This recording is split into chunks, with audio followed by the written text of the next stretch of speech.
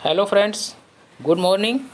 मैं वीरू चौधरी। आज मैं अपने चैनल पर कंपटीशन पॉइंट पे आप लोगों के लिए कुछ इंपॉर्टेंट क्वेश्चन लेकर आए हैं हिंदी के, जो कि लेखपाल में 25 क्वेश्चन हिंदी के पूछे जाएंगे।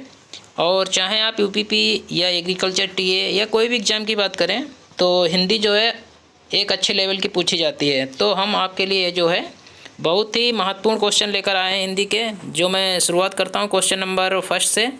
क्वेश्चन नंबर फर्स्ट मेरा है, भाषा की सबसे छोटी इकाई क्या है?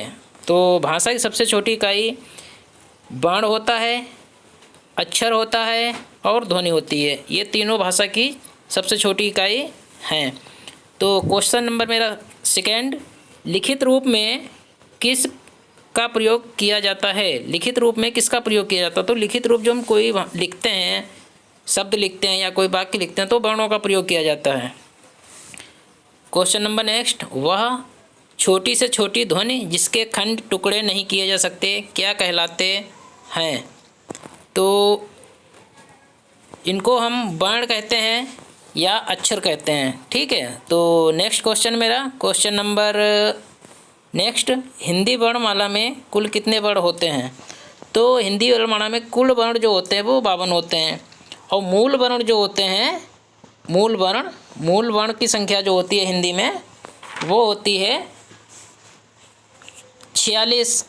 और इसमें अगर हम 3 जो है संयुक्त व्यंजन जोड़ देते हैं, छ, त्र, ज्ञ, ज्ञ, तो ये हो जाते हैं 49। तो कुल वर्ण जो होते हैं 52 होते हैं, मूल वर्ण 46 होते हैं और वैसे 49 वर्ण होते हैं हमारी हिंदी वर्णमाला में। तो नेक्स्ट क्वेश्चन मेरा, वर्णों का व्यवस्थित तथा क्रमबद्ध समूह क्या कहलाता है? तो इसको हम वर्णमाला कहते हैं। नेक्स्ट क्वेश्चन, हिंदी वर्णमाला को हम किस प्रकार लिखते हैं? तो हिंदी वर्णमाला जो हम लिखते हैं तो हम इसे बाएं से दाएं लिखते हैं। नेक्स्ट क्वेश्चन, उच्चारण और प्रयोग के आधार पर हिंदी वर्णमाला को कितने भागों में बांटा गया है?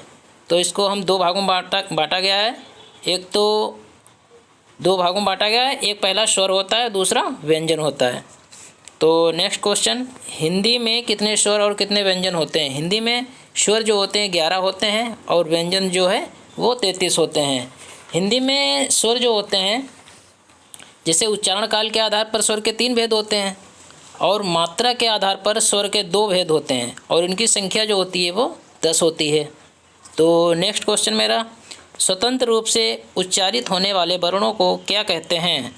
तो जो स्वतंत्र रूप से बोले जाते हैं तो वो होते हैं स्वर आपके, और जो आपके व्यंजन होते हैं वो स्वर की सहायता से ही उच्चारण उनका निकलता है। कोई भी वर्ण आप जो है बिना स्वर के प्रयोग, मतलब बिना स्वर के उच्चारण से हम व्यंजन का उच्चारण नहीं कर सकते हैं। तो नेक्स्ट क्वेश्चन मेरा, स्वरों को अन्य किस नाम से जाना जाता है? तो स्वरों को अन्य नाम से अच कहते हैं, चा आधा। नेक्स्ट क्वेश्चन, व्यंजनों को अन्य किस नाम से जाना जाता है? तो हल। तो ये हलंत लगा है तो इसका मतलब होता है हा पूरा है और ला आधा है। तो इसको हम ला को जो है उच्चारित नहीं कर सकते, लिखित कर सकते हैं। अगर हम पूरा उच्चारित करेंगे तो ये लिखेंगे हम, और ये करेंगे, ये लिखित में हम प्रयोग कर सकते हैं। अगर इसमें हम पूरा आ लगा देंगे तो ये पूरा आपका ला हो जाएगा। तो इसमें जो है आपका एक स्वर सम्मिलित हो गया। ठीक है, तो नेक्स्ट क्वेश्चन मेरा, उच्चारण में लगने वाले समय के आधार पर स्वरों के कितने भेद होते हैं? तो इसमें जो होता है स्वरों के 3 भेद होते हैं, आप लोग जानते हैं, एक हास्य, दीर्घ और प्लुत। तो जो दीर्घ स्वर होता है इसको हम गुरु स्वर भी कहते हैं। तो इसमें जो होता है हास्य स्वर नीचे दे रखा है आपका, देखिए हास्य मूल स्वर कितने होते हैं? ये 4 होते हैं, छोटा, छोटी और छोटू और री, दीर्घ री। दीर्घ स्वर कितने होते हैं? तो दीर्घ स्वर की संख्या जो होती है 3 होती है, बड़ा, बड़ी और बड़ू। संयुक्त स्वर कितने होते हैं? संयुक्त स्वर 4 होते हैं। संयुक्त स्वर जो आपके हैं वो 4 होते हैं। और कौन कौन से होते हैं ये भी आप देख लीजिए एक बार। संयुक्त स्वर होता है ए, ओ और औ। ठीक है, ये आपके 4 जो हैं संयुक्त स्वर होते हैं। तो नेक्स्ट क्वेश्चन, बड़ा आ स्वर बनता है, बड़ा आ स्वर जो बनता है वो हमारे छोटा से और बड़ा से बनता है, तो ये दीर्घ हो जाता है। ठीक है, स्वरों की सहायता से उच्चारित होने वाले वर्णों को क्या कहते हैं? तो जो स्वर जो होते हैं उनकी सहायता से उच्चारित होने वाले व्यंजन वर्ण होते हैं। कौन से वर्ण होते हैं? व्यंजन। स्पर्श व्यंजन कितने होते हैं? तो स्पर्श व्यंजन आपको पता ही है, ये जो है कंठ है, तालव्य, मूर्धन्य, दंत, ओष्ठ से इनका उच्चारण होता है। तो इनका पहला जो होता है का वर्ग होता है, चा वर्ग होता है और टा वर्ग होता है, ता वर्ग होता है, पा वर्ग होता है। मतलब का से माँ तक के जितने भी 25 वर्ण होते हो, हाँ 25 वर्ण होते हैं जिनको हम स्पर्श व्यंजन कहते हैं। और कभी कभी इनके डा डा जोड़ देते हैं तो ये 27 भी हो जाते हैं। ठीक है, लेकिन ये जो स्पर्श व्यंजन जो होते हैं वो 25 होते हैं। आपके करेक्ट आंसर है। नेक्स्ट क्वेश्चन, अंतःस्वर, अंतस्थ स्वर कितने होते हैं? अंतस्थ स्वर 4 होते हैं आपके, या रा ला वा। शा आपका ये है तालव्य शा, तालव्य शा, मूर्धन्य शा और दंत शा और कंठ। ये कौन से व्यंजन कहलाते हैं? तो ये जो होते हैं आपके ऊष्म व्यंजन कहलाते हैं, या इनको हम संघर्षी व्यंजन भी कहते हैं। वर्णों का स्वर और व्यंजन के मध्यमवर्ती माना जाता है, तो ये अंतस्थ व्यंजन होते हैं। तो नेक्स्ट क्वेश्चन, कौन कौन से वर्णों का उच्चारण कंठ से किया जाता है? तो कंठ से जो उच्चारण किया जाता है इसमें छोटा है, बड़ा है, विसर्ग है, का है, खा है, गा है, घा है, ड़ा है, हा है। ये जो आपके हैं कंठ से इनका उच्चारण होता है। और कौन से वर्ण का उच्चारण तालु से किया जाता है? तो तालु से छोटी, बड़ी, चा, छा, जा, झा, ज्ञा या शा। ठीक है, तो इनका उच्चारण जो है तालु से किया जाता है। कौन कौन से वर्णों का उच्चारण दांतों के साथ जीवा के मेल से होता है? तो ये वर्ण आपके हैं ता, था, दा, धा। ये बहुत ही इंपॉर्टेंट क्वेश्चन है, आप लोग लिखते रहिए, इनको नोट्स बना लीजिए। और ये हिंदी के बहुत ही अच्छे क्वेश्चन है, ऐसे मान लीजिए आप, वर्णमाला से संबंधित है, वर्णमाला के क्वेश्चन है।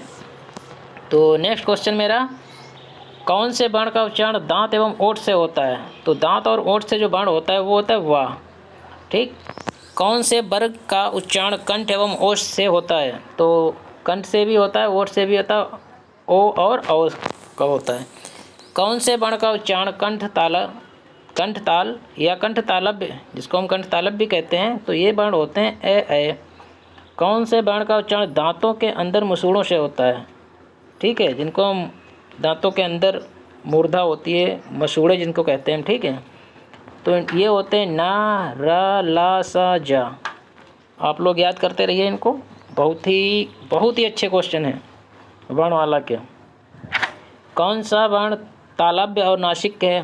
तो इसमें जो तालव्य और नासिक के वर्ण जो हैं ये तो एक ज्ञा हो जाएगा, कंठ एवं ओष्ठ। ठीक है, ये तालव्य और नासिक के हैं, क्योंकि जो 5वां वर्ण जो होता है, हर वर्ग का 5वां वर्ण वो नासिक के होता है। ठीक है, 5वां वर्ण जैसे डा, ज्ञा, ड़ा, ना, मा, ये जो होते हैं लास्ट का जो 5वां वर्ण होता है, जैसे हर वर्ग का 5वां वर्ण, का वर्ग का 5वां वर्ण, चा वर्ग का 5वां वर्ण, टा वर्ग का 5वां वर्ण, ता वर्ग का 5वां वर्ग, पा वर्ग का 5वां वर्ग, ये सब नासिक कहते हैं, इनको पंचमाक्षर कहते हैं या अनुनासिक कहते हैं। ठीक है, तो नेक्स्ट क्वेश्चन, हिंदी में अनुनासिक वर्ण 5 कौन कौन से होते हैं? तो ये अभी मैंने आपको बताया था, क्वेश्चन भी देखिए आ गया।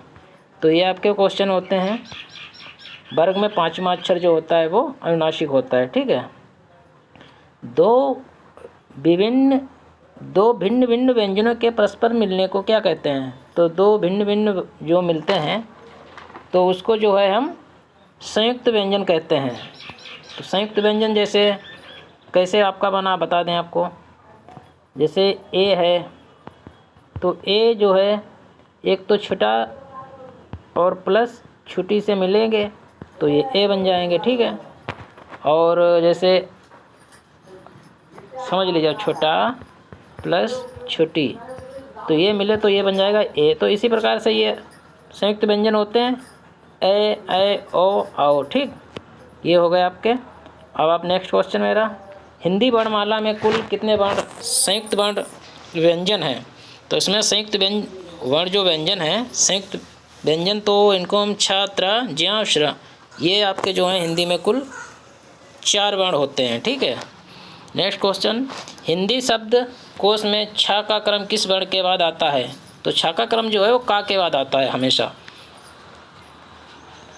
नेक्स्ट क्वेश्चन मेरा, हिंदी शब्दकोश में इसको त्र का क्रम किस वर्ग के बाद आता है? तो इसका जो है ता के बाद आता है। उत्क्षिप्त व्यंजन कितने हैं? तो उत्क्षिप्त जो व्यंजन होते हैं इनको हम जो है द्विगुणित व्यंजन भी कहते हैं, एक तोड़ा एक ढाई। ठीक है, इनको हम द्विगुणित व्यंजन भी कहते हैं, ये द्विगुणित व्यंजन भी है, द्विगुणित, इनको हम द्विगुणित व्यंजन भी कहते हैं। ठीक है भाई। और नेक्स्ट क्वेश्चन मेरा, हिंदी वर्णमाला में अयोगवाह वर्ण कौन से हैं? तो अयोगवाह जो वर्ण है हिंदी में वो आपके 2 हैं, अंग और आ। इनको हम अनुनासिक और विसर्ग कहते हैं। ये होता है अनुनासिक पहला, अनुनासिक, और इसको हम विसर्ग कहते हैं। ठीक। और अनुनासिक का जो होता है उच्चारण होता है वो कंठनासिक के होता है, इसका उच्चारण कंठनासिक के होता है, और इसका उच्चारण जो होता है विसर्ग, विसर्ग का उच्चारण कंठ होता है। ठीक है। तो मेरा नेक्स्ट क्वेश्चन, क्वेश्चन नंबर आपका ये देखिए, मैं अंडरलाइन कर रहा हूँ, अयोगवाह के अंतर्गत अनुस्वार का चिन्ह क्या है? तो अनुस्वार का चिन्ह जो होता है वो ऊपर हमेशा ये चंद्र बिंदु जिसको कहते हैं, ये होता है अनुस्वार, और ये जो होता है ये आपका होता है विसर्ग। ठीक है, ये विसर्ग होता है, ये अनुनासिक होता है, अनुनास कहते हैं इसको, अनुस्वार। नेक्स्ट क्वेश्चन, विसर्ग का उच्चारण किस स्थान से करते हैं? तो विसर्ग का उच्चारण जो होते हैं वो हम कंठ से करते हैं। इसमें देखिए आता है आपका हा है, और छोटा बड़ा है, का वर्ग है पूरा, उसके बाद हा है, ये सब कंठ से उच्चारण का होता है। का गा का खा गा फा में कौन सा वर्ण उर्दू से लिया गया? तो इसमें जो उर्दू सा वर्ण जो है आपका फा वर्ण जो है जो उर्दू से लिया गया है। ठीक है। और वैसे भी हमारे जो संस्कृत का जो उद्गम हुआ है तो वो 70% संस्कृत भाषा से हुआ है। हमारे हिंदी में 70% जो संस्कृत भाषा का प्रयोग संस्कृत भाषा से ही लिया गया है, ऐसे मान लीजिए आप। घोष व्यंजन अन्य किस नाम से जाना जाता है? तो घोष व्यंजन को हम जो है सघोष व्यंजन भी कहते हैं, और सघोष व्यंजन जो होता है इसके बारे में आप थोड़ा जान लीजिए।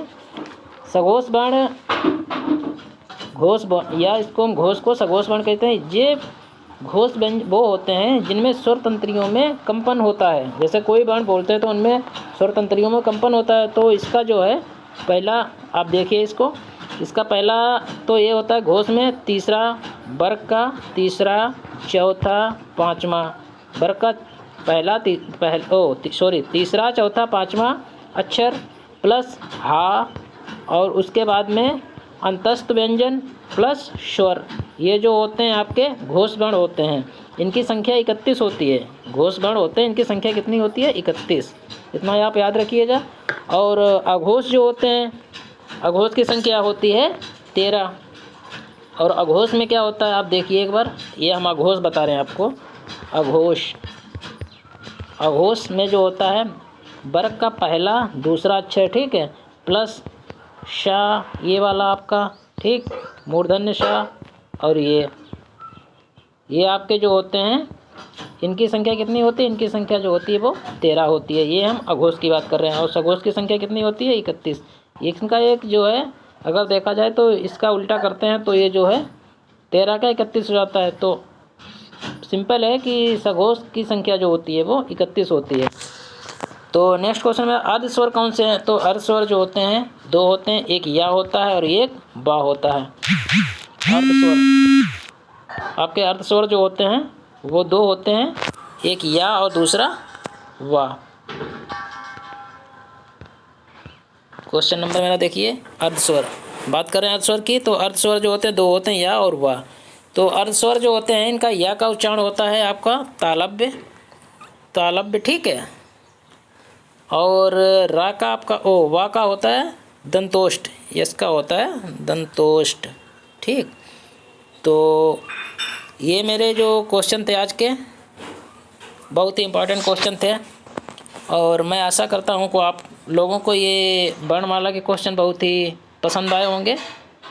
और लगभग जो भी एग्ज़ाम होते हैं लगभग इन्हीं क्वेश्चनों से वर्णमाला क्वेश्चन पूछे जाते हैं। कुछ और भी वर्णमाला अलग से मतलब जो है इनके क्वेश्चन बनते हैं, वो हम आपको अगले नेक्स्ट क्वेश्चन में मतलब वीडियो में आपको वो डिस्कस करेंगे। आज मैंने जो डिस्कस किए हैं, आप लोगों को ये वीडियो कैसा लगा आप लोग मुझे बताइए, कमेंट शेयर करिए, मेरे चैनल को, मेरे वीडियो को लाइक करिए। मैं आशा करता हूँ आपको मेरा वीडियो पसंद आया होगा और जल्द ही आपके साथ दूसरे वर्णमाला टॉपिक के साथ आता हूँ, मिलता हूँ। तब तक के लिए धन्यवाद।